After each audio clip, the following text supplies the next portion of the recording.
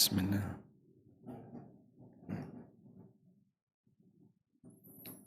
Assalamualaikum warahmatullahi wabarakatuh.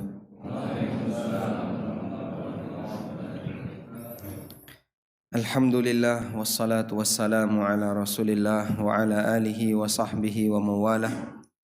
Wa ashhadu an la ilaha illallah wahdahu la syarikalah. Wa ashhadu anna Muhammadan abduhu wa rasuluh. Sallallahu alaihi wa ala alihi wa sahbihi wa man tabi'ahum bi ihsanin ila yaumiddin. Alhamdulillah, puji syukur kita haturkan kehadirat Allah Subhanahu wa taala. Dialah zat yang memudahkan langkah kaki kita untuk menuju masjid di waktu subuh, yang ini merupakan salat yang paling berat bagi orang munafik. Karena orang munafik niku disifati oleh Allah dalam Al-Qur'an wong sing malas salat. Wa idza qamu ila sholati qamu kusala. Nek wong munafik niku salat, mereka salatnya malas-malasan. Itu pun diiringi dengan riya. Yura'unan nasa wa la yadhkurunallaha illa qalila. Mereka riya ketika salat dan tidak ingat Allah kecuali sedikit. Kula gumun masjid Al-Huda ni Miftahul Jannah. Miftahul Jannah padukuan Ngetiran, Sariharjo, Kapanewon Ngaglik, dengan jumlah jamaah subuh yang demikian banyak.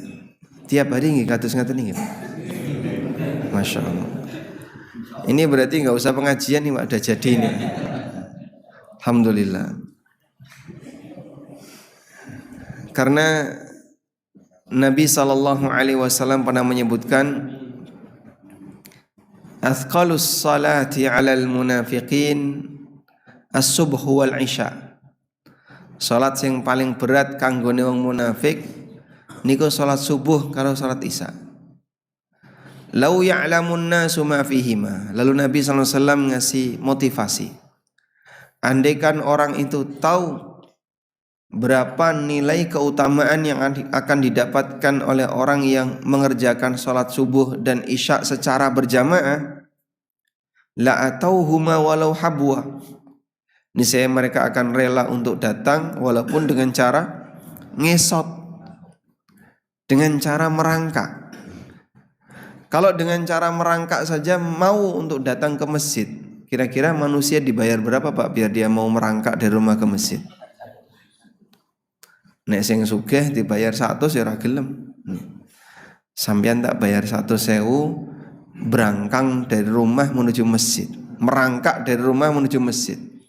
Ki apa Mas wong duit 100. Bagi yang berkemampuan, yang penghasilannya per bulan sekian puluh juta, dikasih uang 1 juta suruh merangkak dari rumah menuju masjid, mungkin dia nggak mau. Sehingga kalau kita ngukur kira-kira duit berapa atau janji berapa yang bisa membuat orang itu bersedia merangkak dari rumah menuju masjid, lihat orang yang paling kaya di muka bumi ini Pak. Sekarang sinten? Katanya Elon Musk ya. Anggaplah misalnya Elon Musk. Elon Musk itu kira-kira dikasih harta berapa sampai dia mau merangkak dari rumahnya menuju masjid, kira-kira berapa? 200 triliun kurang. Bagi Elon Musk ya apa saya? Seperti itulah gambaran betapa mahalnya nilai dari sholat subuh dan sholat isya secara berjamaah. Maka kita sebenarnya adalah orang-orang yang menang dalam berjihad, jihad melawan kemalasan, jihad melawan hawa nafsu yang cenderung ingin ngajak manusia meninggalkan kebaikan. Nah, di kesempatan kali ini insyaallah nanti yang akan kita bahas adalah berkaitan dengan hal-hal yang bisa menggugurkan dosa. Bapak Ibu yang dimuliakan Allah Subhanahu wa taala, bagian dari hikmah Allah jadikan manusia itu berdosa. Allah berikan pada diri manusia ada yang disebut dengan hawa nafsu. Hawa nafsu ini punya sifat apa? Senang mengajak kepada keburukan. Maka ada istilah nafsul ammarah.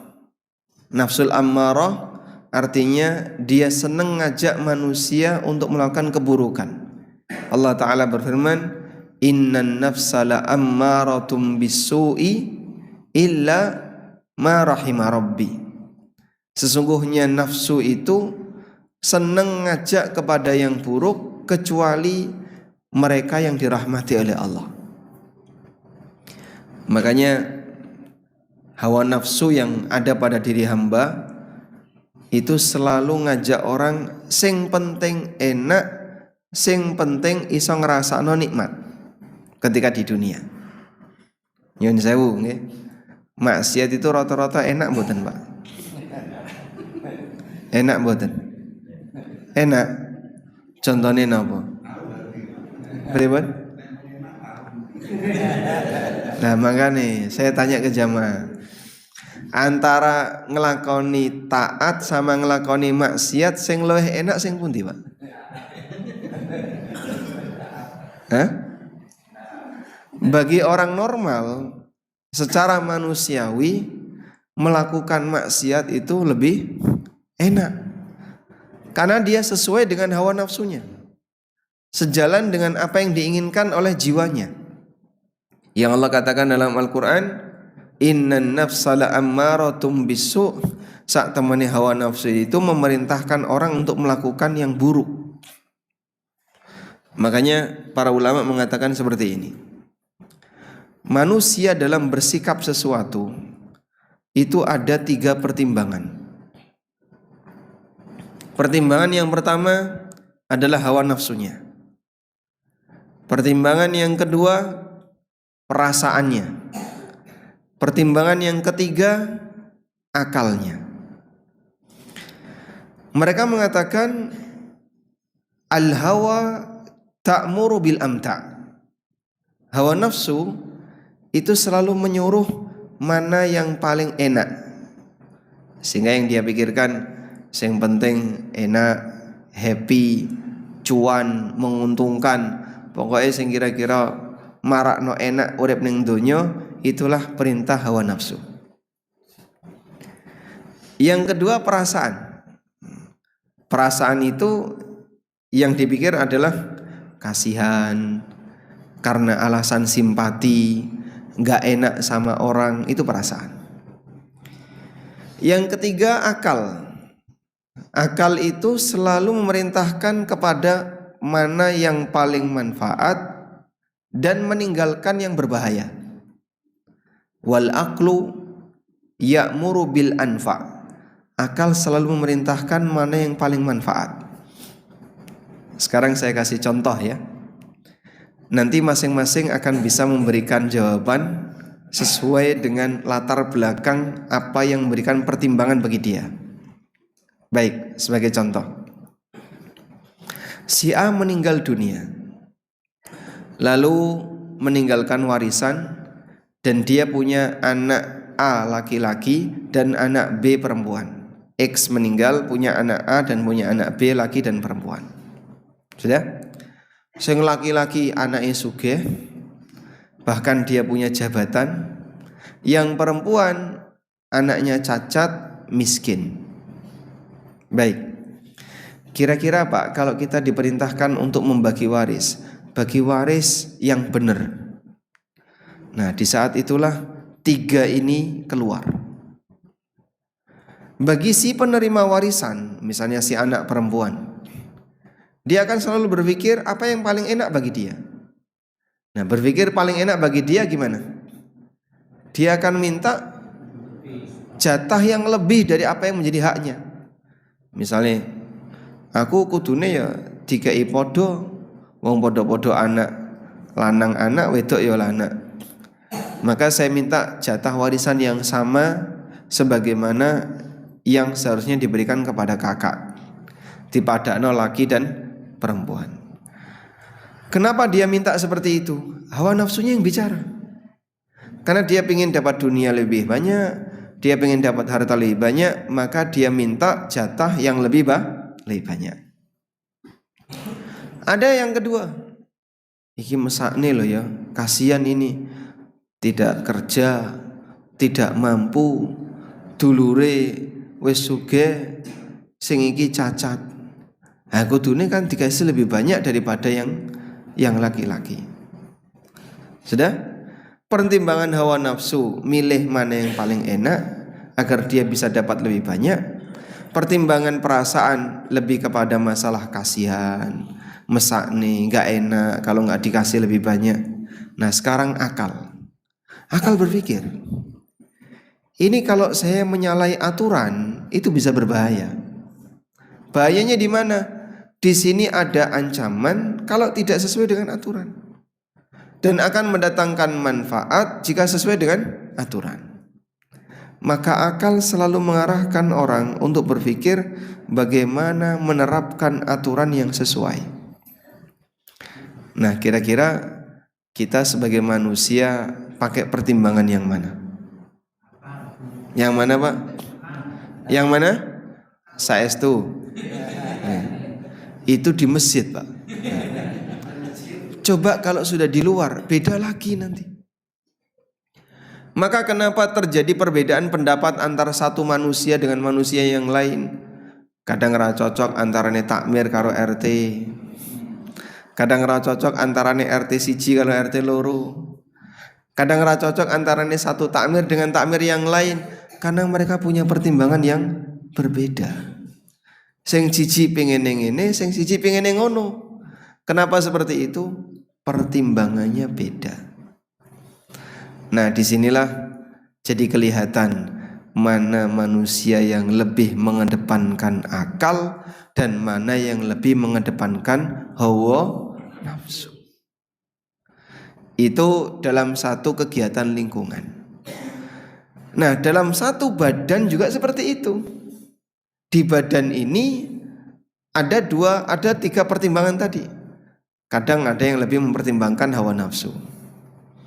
Jenengan dijak tangi jam 3 untuk sholat tahajud. Sing ra biasa bangun malam kira-kira gimana? Pripun? Ada 3 pertimbangan ya. Pertimbangan pertama hawa nafsu. Sek suwe subuhe turu sik. Turu sik bablas. Ini pertimbangan hawa nafsu. Pertimbangan perasaan. Nanti kalau kamu bangun sekarang, nanti kamu pusing, kasihanilah dirimu. Kasihan awakmu ini. Istirahat dulu. Pertimbangan akal, dia milih. Kalaupun saya bangun, saya nggak sakit, saya sehat, dan nanti fisik saya seger, saya bisa melakukan ibadah dapat manfaat. Maka dia memaksakan dirinya untuk bangun melawan malas. Nah, dari 3 ini mana yang dominan, itulah yang terjadi. Mana yang dominan itu yang terjadi. Karena itu kita minta petunjuk kepada Allah Subhanahu wa taala. Mohon bimbingan agar yang dominan itu yang mana, Pak? Yang bisa memberi pertimbangan yang terbaik, itulah akal. Sehingga orang yang berakal itulah orang yang hidayahnya paling banyak Allah kasih kepadanya. Orang yang dia dalam hidupnya lebih banyak mendapatkan bimbingan dari Allah, sehingga akalnya lebih dominan dibandingkan perasaan atau hawa nafsunya. Baik. Nalikane wong nglakoni dosa, kenapa kok terjadi maksiat? Karena dominan hawa nafsu.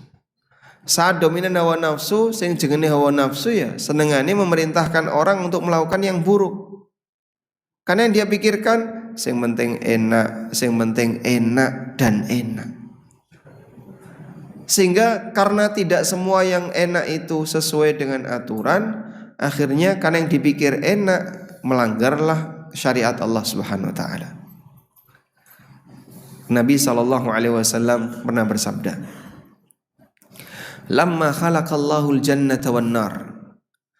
Nalikane Allah Subhanahu wa taala selesai menciptakan surga dan neraka, Surga sudah selesai diciptakan, neraka sudah selesai diciptakan. Allah perintahkan kepada malaikat, wahai malaikat, coba kamu lihat surga dan kamu lihat neraka. Maka berangkatlah malaikat melihat surga. Lalu kemudian Allah tanya kepada dia, menurutmu bagaimana?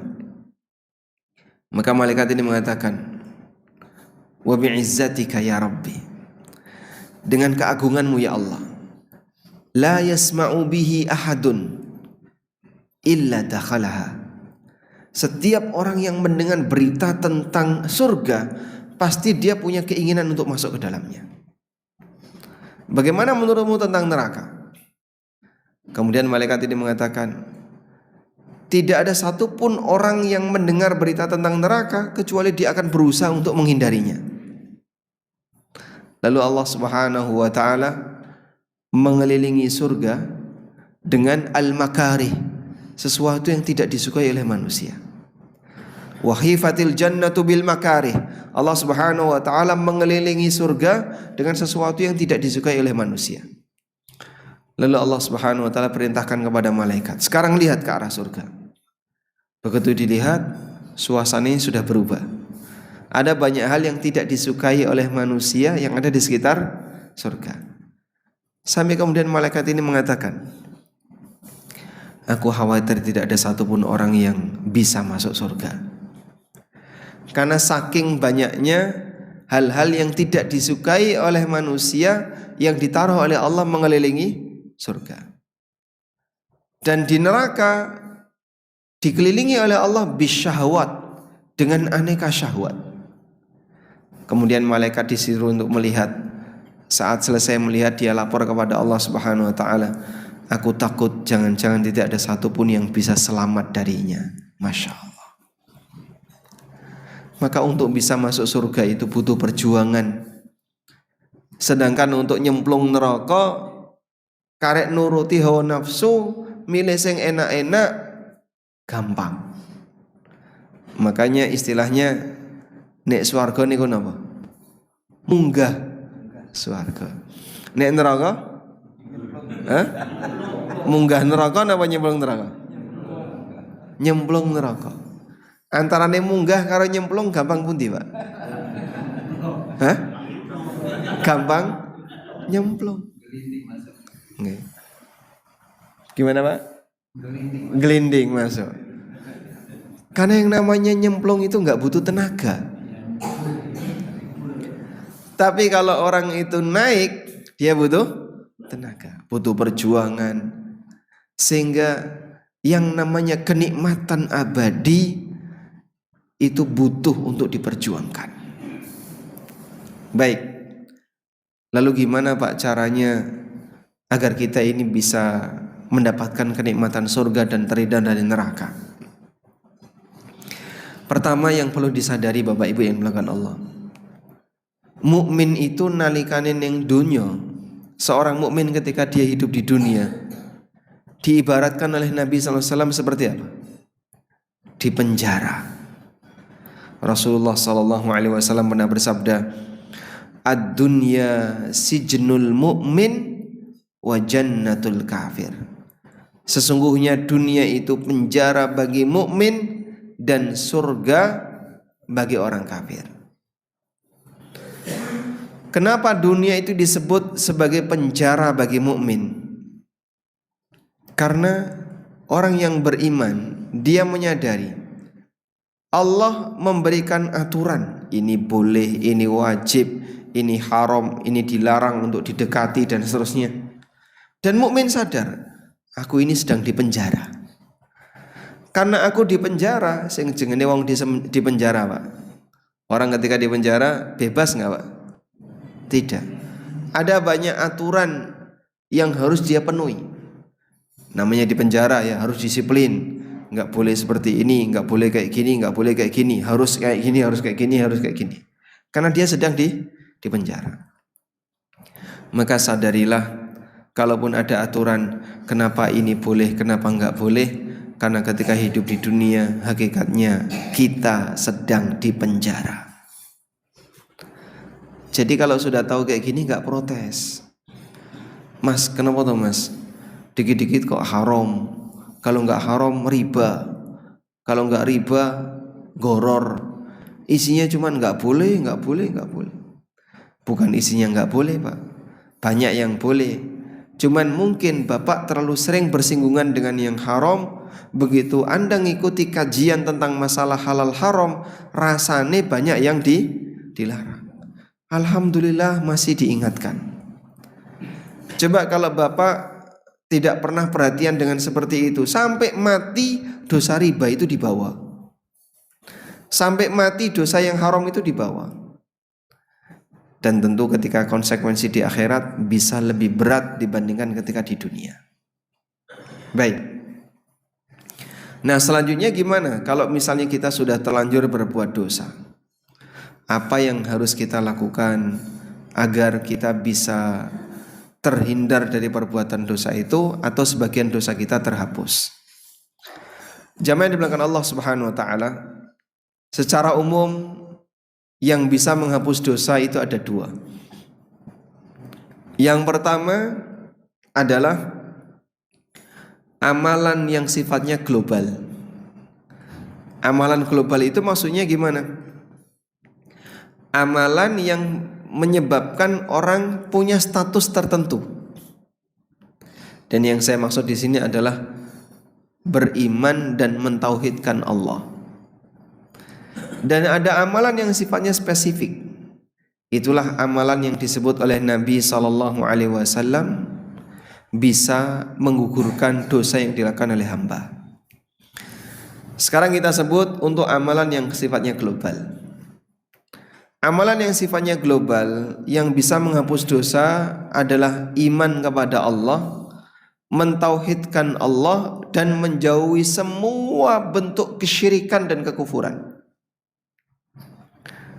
Iman itu amal tertinggi yang menjadi syarat seorang hamba bisa dapat surga. Karena itu ada banyak sekali dalil yang berhak masuk surga hanyalah orang yang beriman. Sekecil apapun iman seorang hamba, dia punya hak untuk masuk surga. Nabi SAW pernah bercerita, "Idza dakhala ahlul jannatil jannah wa ahlun narin nara." Ketika penduduk surga sudah masuk surga, penduduk neraka sudah masuk neraka. Lalu ada orang yang ketika masuk neraka, dia nyari temannya. Ya Rabbi, di mana fulan dan fulan? Di mana si A, di mana si B? Wa kanu yusalluna ma'ana wa nasumu ma'ana wa yasumu ma'ana wa yahujjuna ma'ana. Dulu mereka pernah sholat bareng kita, pernah puasa bareng, pernah haji bareng. Kok enggak ada di surga? Lalu Allah Subhanahu wa taala perintahkan, golek ana kancamu, cari temanmu itu yang ada di neraka. Akhirnya dia masuk ke dalam neraka, nyari temannya. Ciri apa yang dijadikan sebagai penanda kalau yang bersangkutan ini mukmin? Iman yang ada dalam hatinya. Dengan iman itu dia diselamatkan. Sampai Allah Subhanahu wa taala mengatakan, akhriju man kana fi qalbihi mithqala dzarratin minal iman. Keluarkanlah orang dari neraka walaupun dalam hatinya hanya ada seberat dzarrah berupa iman. Iman seberat dzarrah. Dzarrah niku napa, Pak? Biji sawi itu khordal. Khordalin itu biji sawi. Dzarrah niku napa? Tepung. Dzarrah, apa dzarrah?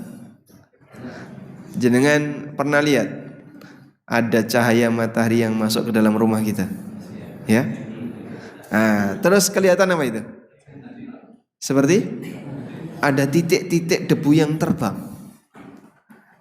Bapak goyang tangan dikit aja, dia terbang jauh. Betapa ringannya titik debu itu.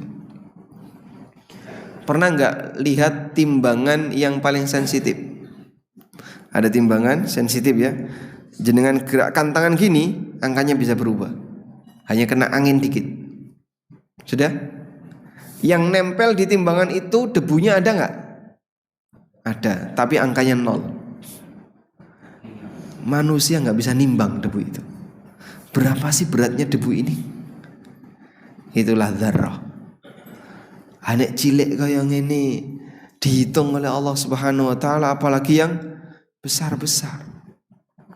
Faman ya'mal mithqala dzarratin khairan yara wa man ya'mal mithqala dzarratin syarran yara. Sing nglakoni apik seberat dzarrah bakal melihat, sing nglakoni elek seberat dzarrah bakal melihat. Maka waspadalah apik elek nalikane urip ning donya, baik maupun buruk ketika hidup di dunia, walaupun sangat kecil nanti akan dipertanggungjawabkan di yaumil qiyamah. Sehingga tolong diwaspadai yang semacam ini. Karena itu Nabi SAW ingatkan bahwa ketika seorang hamba itu melakukan perbuatan dosa, dia seperti mengotori hatinya. Idza adnabal abdu dzanban, nalikane manungsa niku nglakoni dosa, nukitat fi qalbihi nuqtatun sauda, maka di hatinya dikasih noda hitam.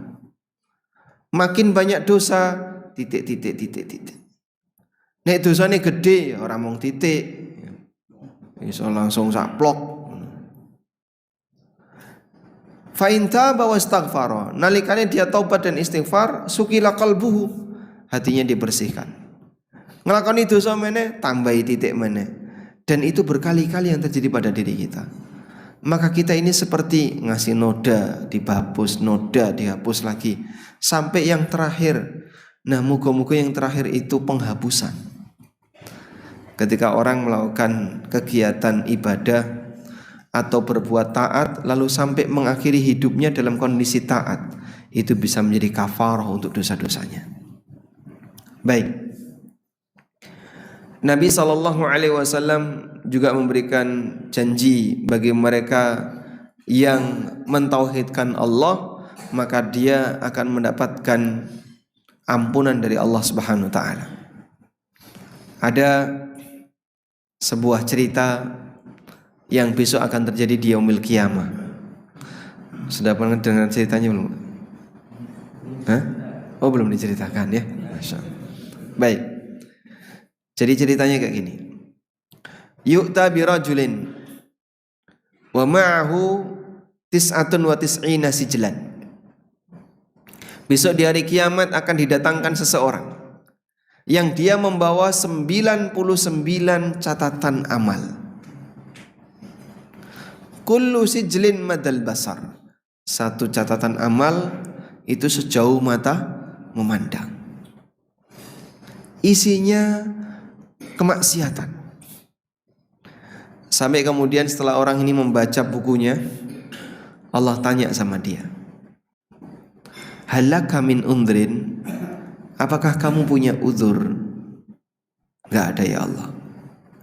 Hal zalamaka kitabayal hafidun, barangkali malaikat mendolimimu. Kamu tidak pernah berbuat, tapi di situ tertulis. Jawab dia, enggak ada ya Allah, semuanya benar. Atau mungkin kamu lupa, tapi tertulis sengaja, padahal sebenarnya kamu tidak sengaja. Enggak ada, semuanya benar. Masya Allah. Coba ya, Bapak sediakan kertas, terus tulis dosa yang dilakukan 1 tahun yang lalu. Hah? Lupa? Saking banyaknya kan seharusnya ingat. Wong ini lupa. Coba tulis dosa yang dilakukan sepekan yang lalu. Itu pun lupa. Tapi besok di hari kiamat menungso eleng kabeh. Semua yang lupa tadi dia ingat. Makanya saat dia membaca buku catatan amal, dia mengakui, saya pernah melakukan kayak gini. Padahal itu mungkin sudah ratusan tahun yang lalu, ribuan tahun yang lalu, tapi ingat semuanya. Yauma yatadzakkarul insanu ma sa'a wa burrizatil jahimu liman yara. pada hari di mana semua orang itu teringat apa yang telah mereka kerjakan. Jadi nek saiki lali, loh, bapak niku ndek utang, aku wis lali, Mas. Loh, ndek utang lali banyak apa? Hah? Sing nagih utang ra tau lali, sing diutang lali. Sampeyan diutang lali. Padahal itu utang, belum lagi maksiat, Pak. Kita banyak melupakan maksiat, tapi Allah tidak pernah melupakannya. Dan nanti akan Allah tunjukkan semuanya sehingga hamba mengakui semua perbuatannya. Dah?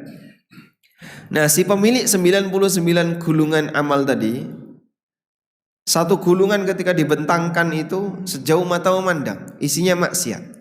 Dia mengakui semuanya. Allah sudah tanya, apakah kamu punya uzur? Dia bilang enggak ada. Apakah kamu didolimi oleh malaikat? Dia bilang enggak ada. Kemudian Allah Subhanahu wa taala keluarkan satu kartu kecil. Kartu kecil ini ditunjukkan di hadapannya. Lalu orang ini pesimis. Ya Rabbi, wa ma hadhil bitaqah, ma hadhis sijillat. Ya Allah, buat apa kartu kecil ini dibandingkan dengan 99 catatan amal tadi yang luasnya sejauh mata memandang. Lalu Allah Subhanahu wa taala berfirman, aku tidak pernah mendolimi siapapun. Kemudian ditimbang oleh Allah. Saat 99 gulungan tadi ditaruh di satu daun timbangan, kemudian ketika kartu kecil ini ditaruh di sebelahnya, fatashatis sijillat, yang 99 tadi terbang. Tidak ada yang bisa mengalahkan nama Allah Subhanahu wa taala. Dan para ulama mengatakan ini terjadi karena yang bersangkutan adalah orang yang sangat kuat dalam mentauhidkan Allah. Maka kalimat la ilaha illallah Muhammadur Rasulullah utuh dibawa sampai hari kiamat, diabadikan oleh Allah dan nanti akan ditimbang oleh Allah bersama dengan buku catatan dia yang lain.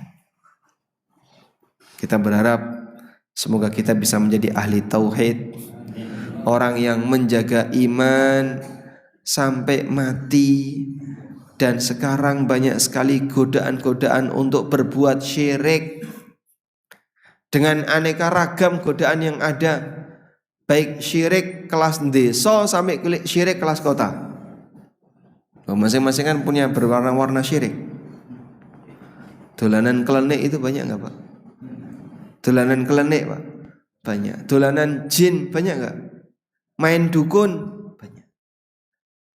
Dan gak pandang bulu, sampai zaman teknologi pun orang masih kenal yang seperti itu. Kadang bahkan ditayangkan di TV. Itu muridnya banyak Pak. Sebut ilusionis. Nah, itu model syiriknya orang modern ya. Sebutannya apa? Ilusionis. Dia bisa terbang. Dia bisa apa lagi? Bisa ngilang, bisa nembus benda-benda padat dan seterusnya. Hakikatnya apa? Sihir. Muridnya itu banyak. Terus dia buka pengobatan alternatif, lalu dia buka belajar ilusionis. Hakikatnya itu belajar syirik, belajar perdukunan. Ada juga yang dikemas dalam bentuk film ya, atau komik. Harry Potter itu, nah, misalnya, sehingga orang merasa bahwasanya dia itu digiring kepada hal kelenik tanpa sadar. Loh ini kan buatan Barat, mosok kelenik ono ning Barat, cari sopo? Nggak ada. Di sana bahkan kliniknya lebih parah dibandingkan di tempat kita. Ya mungkin suasananya berbeda. Baik, ada juga model klinik cara deso. Nah, ini beda lagi ya. Sehingga beragam cara klinik yang dilakukan oleh manusia. Dan itu semuanya bisa mengarah kepada praktek kesyirikan. Baik. Ada kan banyak orang ya, kamu ini kan sudah banyak memanfaatkan hasil alam. Nah terus ya kudune kowe berterima kasih kepada alam. Caranya gimana berterima kasih kepada alam? Kamu sedekah untuk alam. Akhirnya dilakukanlah sedekah bumi. Ada yang bentuknya sedekah gunung, ada yang ngelarung, dan seterusnya. Kemudian dikasih nama merti. Dalam rangka apa? Berterima kasih kepada alam. Secara logika nyambung nggak, Pak?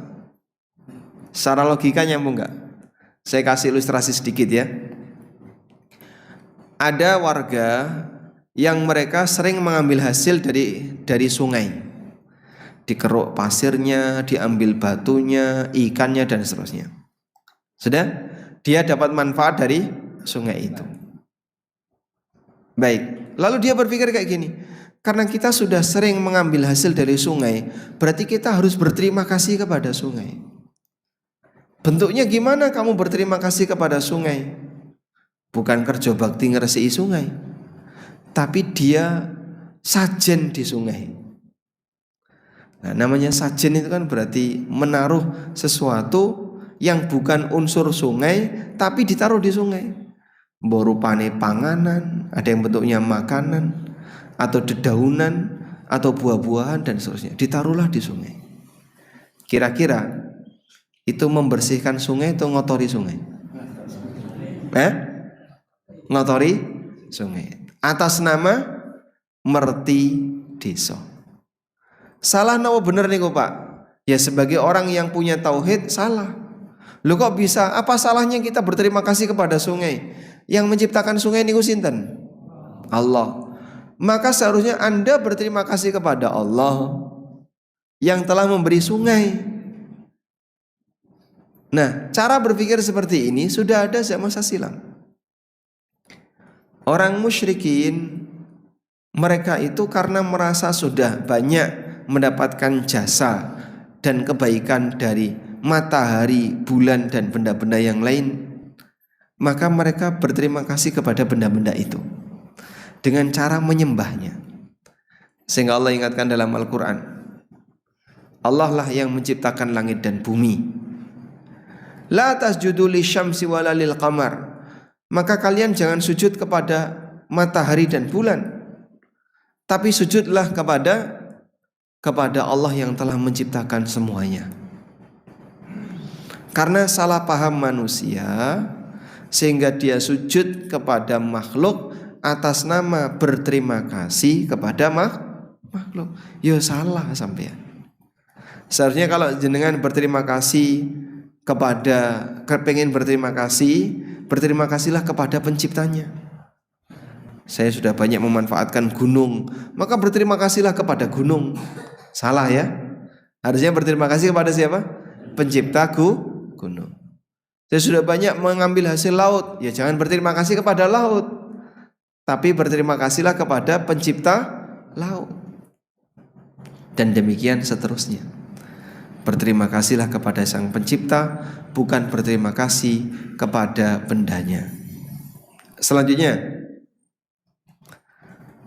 di antara amalan yang bisa menghapus dosa adalah mengerjakan sholat 5 waktu, puasa Ramadan, dan Jumatan. Baik. Nabi SAW pernah bersabda, As-salawatul khams, sholat 5 waktu, wal jum'ah ilal jum'ah, Jumatan ke Jumatan berikutnya, wa Ramadanu ila Ramadana, Ramadan 1 ke Ramadan berikutnya, mukaffiratun lima bainahunna, akan menjadi penghapus dosa yang dilakukan di antara keduanya. Majtunibatil kabair, selama dosa-dosa besar dijauhi. Selama dosa-dosa besar dijauhi. Masya Allah. Tentu dengan sholat subuh seperti ini menghapus dosa yang dilakukan dari mulai isya sampai subuh. Nanti sholat duhur menghapus dosa yang dilakukan dari mulai subuh sampai duhur. Terus seperti itu. Sehingga digambarkan oleh Nabi SAW, wong sing ngelakoni sholat 5 waktu itu seperti orang yang mandi berapa kali? 5 kali. Lalu beliau tanya kepada para sahabat, fahal lahu min daron, kira-kira masih ada nggak kotoran yang nempel di badannya? Dosa itu kotoran. Dosa itu kotoran. Maka bersihkan kotoran ini dengan banyak bertobat kepada Allah dan terutama melakukan beberapa amalan yang disebut penghapus dosa seperti sholat. Kemudian apa lagi? Jumatan. Terus apa lagi? Puasa Ramadan. Apa yang kita lakukan dari Ramadan tahun kemarin sampai Ramadan tahun ini nanti isinya dosa bisa dihapus dengan puasa Ramadan yang berkualitas. Baik. Berikutnya, di antara yang bisa menghapus dosa adalah istighfar, jelas ya. Karena istighfar ini adalah syarat di mana orang disebut telah mohon ampun kepada Allah. Astaghfirullah. Astaghfirullah artinya apa? Astaghfirullah artinya aku mohon ampun kepada Allah. Taubat kepada Allah dengan mengucapkan wa atubu ilallah. Berapa kali Nabi SAW membaca kalimat seperti ini? Rasulullah SAW membaca seperti ini 100 kali. Ya ayuhan nas, tubu ilallah wastaghfirullah. Wahai menungso, bertobatlah kepada Allah dan mintalah ampun kepadanya. Fa inni fil yaumi atubu ilallahi mi'ata marrah. Dalam sehari aku bertobat kepada Allah 100 kali. Padahal beliau seorang nabi. Jika seorang nabi saja tobat ping 100, kira-kira kita berapa kali? Seharusnya lebih. Nabi SAW maksum, dijamin oleh Allah, dosanya diampuni oleh Allah. Itu sehari tobat 100 kali. Maka kita harus bisa lebih. Rabbi firli wa tub alayya innaka antat tawwabur rahim.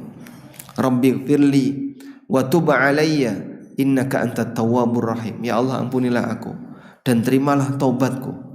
Sesungguhnya Engkau zat yang maha menerima taubat lagi maha penyayang. Anda ulangi kalimat seperti ini. Astaghfirullah wa atubu ilaih. Astaghfirullah wa atubu ilaih. Astaghfirullah wa atubu ilaih. Memperbanyak istighfar dan taubat sebagaimana yang menjadi kebiasaan Nabi SAW. Beliau membaca sampai 100 kali. Selanjutnya, berapa menit lagi ini? Masya Allah, ini jamaahnya sudah nggak kuat ini, sudah merem. Bismillah.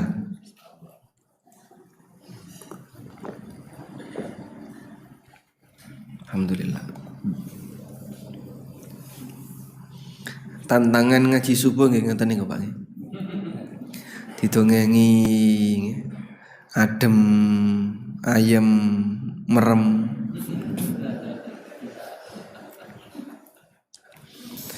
Baik, fokus lagi ya. Tinggal dikit waktunya. Ngaji nek merem niku entuk ganjaran mboten, Pak? Hah? Pripun? Sithik. Mugi-mugi dapat ganjaran walaupun wong cipratan.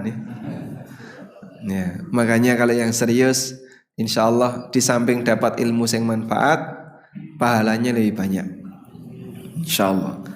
Istighfar kalau bisa ping 100 sehari. Astagfirullah wa atubu ilaih, astagfirullah wa atubu ilaih.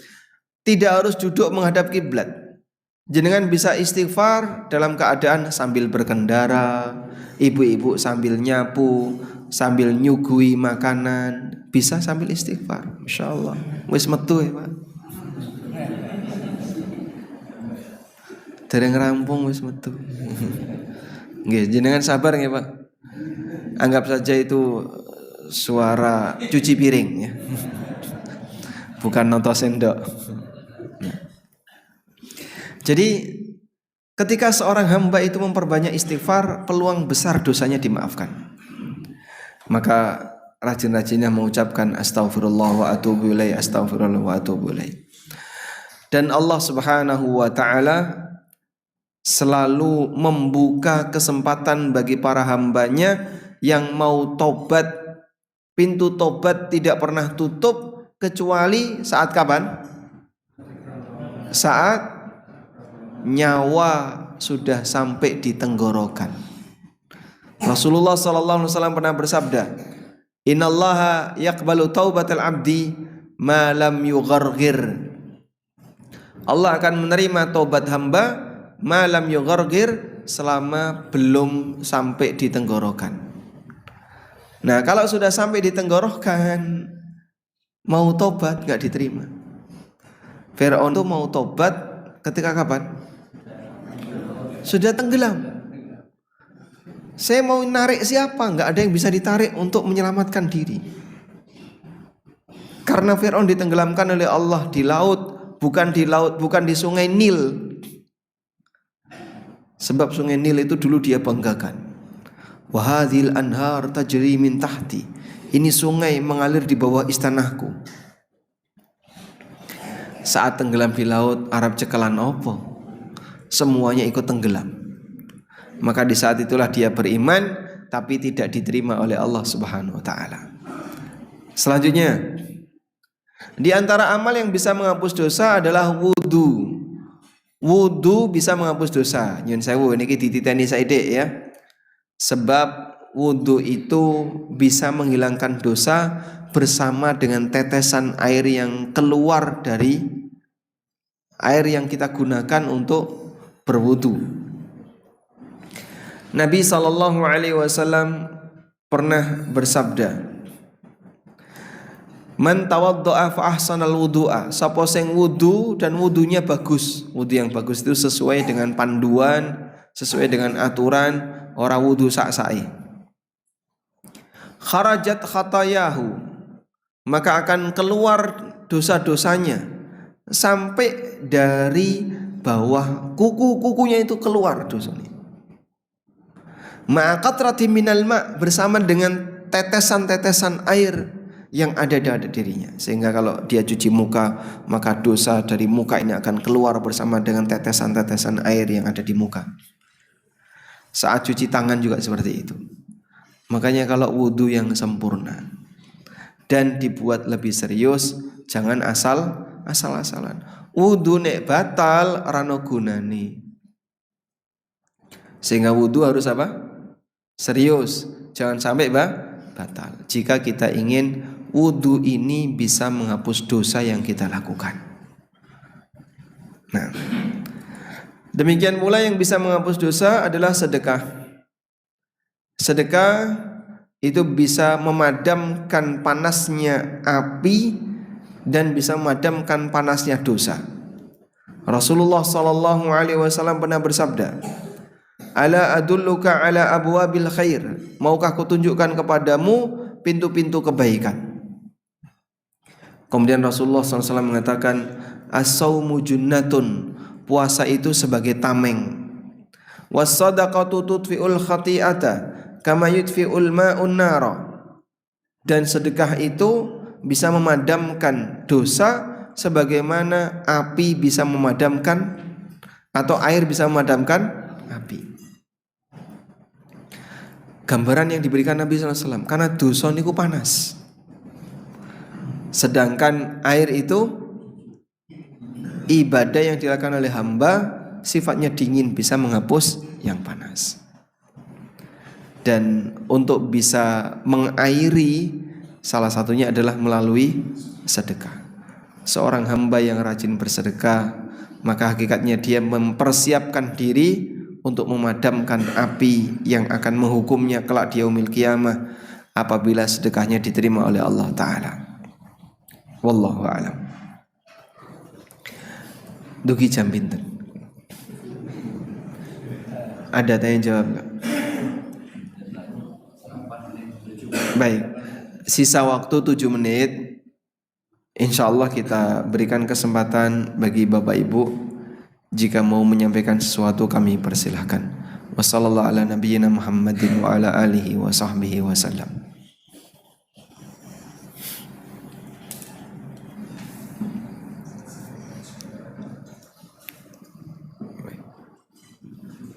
Bismillah.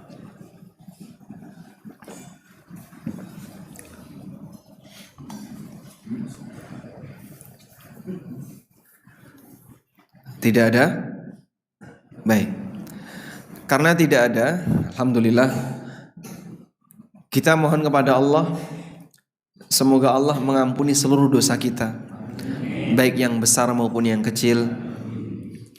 Dan mohonkan ampunan untuk mereka yang sudah meninggal, terutama orang tua. Maka bagian dari bakti anak kepada orang tuanya apa Pak? Mendoakan orang tuanya. Sebab itulah amal andalan yang bisa membuat amal orang tua terus mengalir. Idza matal insan inqata amaluhu illa min thalath. Ketika manusia itu mati, maka seluruh amalnya terputus kecuali 3 amal. Sedekah jariyah, doa anak soleh.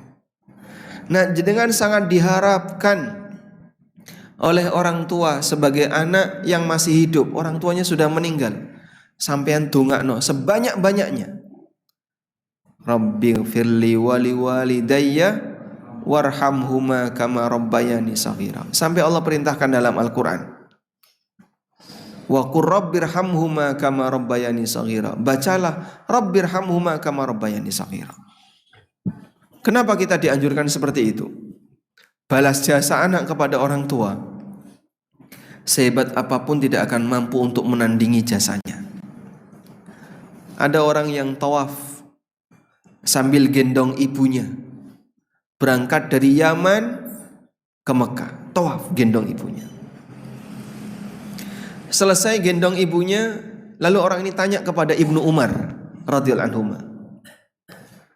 apakah aku sudah bisa menggantikan jasa ibu ketika beliau merawatku? Kamu sudah melakukan apa? Aku sudah gendong ibu dari rumah sampai Mekah, terus tak pakai tawaf, gendong ibu ketika tawaf. Apa jawab orang ini? Apa jawab Ibnu Umar? Apa yang kau lakukan tidak bisa menggantikan walaupun satu kondisi mengerang yang dilakukan oleh sang ibu ketika melahirkan kamu. Saat ibu melahirkan kita, ngeden ping pinten, Pak? Hah? Mengerang berapa kali? Berkali-kali. Kata Ibnu Umar, kamu tawaf gendong ibu itu belum bisa menggantikan satu kali ngeden ketika melahirkan kamu. Coba kalau ibumu nggak terima, daripada bayi ini nanti menyakiti saya, serasa ditokne wae. Subhanallah, jasa ibu luar biasa. Maka mintakan ampunan kepada yang sudah meninggal, termasuk juga keluarga-keluarga kita, sehingga kita mohon kepada Allah ampunan pertama untuk diri kita sendiri, untuk orang tua, untuk anggota keluarga, dan kaum muslimin pada umumnya. Baik, demikian yang bisa kita sampaikan. Semoga apa yang kita bahas ini bermanfaat. Wassallallahu ala nabiyyina Muhammadin wa ala alihi wa sahbihi wasallam. Allahumma ighfir lana li hayyina wa mayyitina wa saghirina wa kabirina wa dhakarina wa unthana. Allahumma man ahyaitahu minna fa'ayhi 'ala al-islami wa sunnah wa man tawaffaitahu minna fatawaffahu 'ala al-islami wa sunnah. Allahumma inna nas'aluka al-huda wat-tuqa wal-afafa wal-ghina. Rabbana atina fid dunya hasanah wa fil akhirati hasanah wa qina adzabannar. Wa sallallahu ala nabiyyina Muhammadin wa ala alihi wa sahbihi wa sallam. Wa akhiru da'wana alhamdulillahi rabbil alamin. Wassalamu alaikum warahmatullahi wabarakatuh.